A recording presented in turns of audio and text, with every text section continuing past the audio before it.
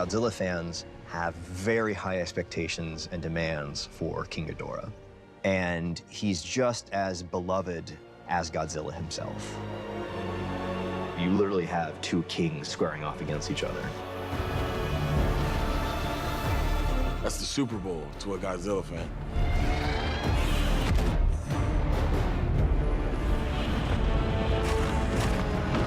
Any fan needs to be able to see it and say that's King Ghidorah. But at the same time, you want that modern, realistic interpretation of that.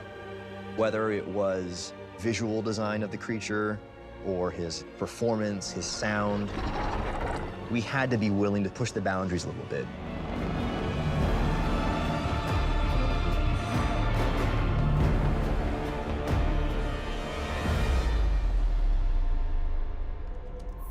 Ghidorah, the one who's many. He's not part of our natural order, and he's not meant to be here. A false king. There are certain traits, certain strands of DNA that have persisted in every incarnation of the character from his first introduction back in the 60s.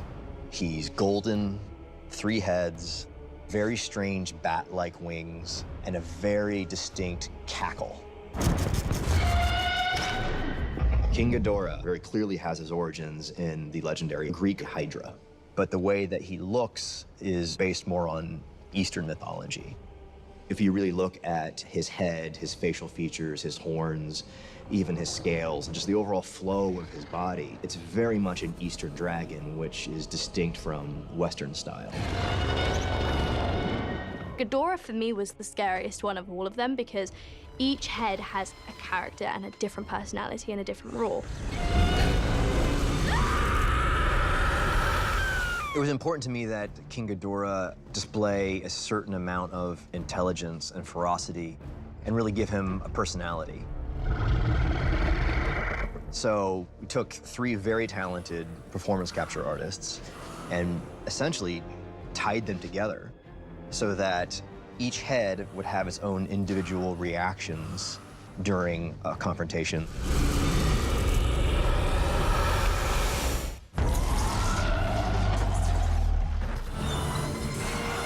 Motion capture is a great way to record the performance of an actor, whether it's their facial expressions or their body language or a combination of the two, and apply it to a digital character. In a lot of ways, it was like we were going back to the techniques they used from the 50s to the 70s. You're still relying on the performances of human actors to bring these 350-foot-tall creatures to life. So it was sort of the modern way of doing a man in a rubber suit. There's a few little moments in the movie where you get to see the 3 of his personalities interact. And for me, those are the moments where I can emotionally connect to him. The center head is the very serious alpha who really calls the shots. And then the head on the right was always a bit more aggressive, tenacious, the one sort of itching to get into the fight. The head on the left, we saw as a very sort of curious, almost inquisitive head, who is a little bit more playful. So in Antarctica, for example, when he first rises up out of the ice, there's a moment when he spots human soldiers firing guns at him. Now, he's been asleep for millions of years, so theoretically, he's never seen this before.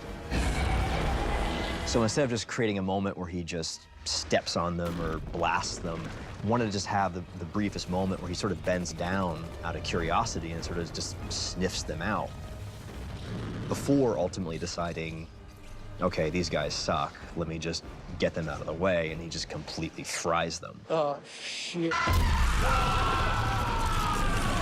But even then, one of my favorite moments actually is when he bends down and sort of just licks the corpses of the soldiers that were there.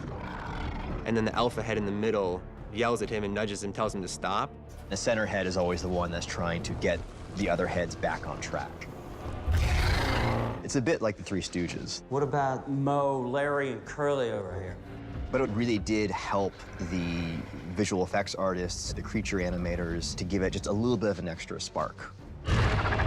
With King Ghidorah, we went back and listened to all the original cries and roars and screeches from the classic Toho movies and try to come up with something that was familiar and tip the hat to those cries, but also was something fresh and original.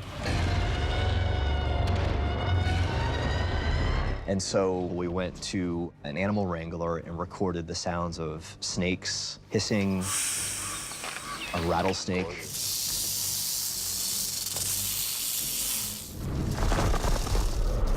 So it was a lot of fun to try to create something that was unique and modern, but also harken back to the old school movies to satisfy the fans.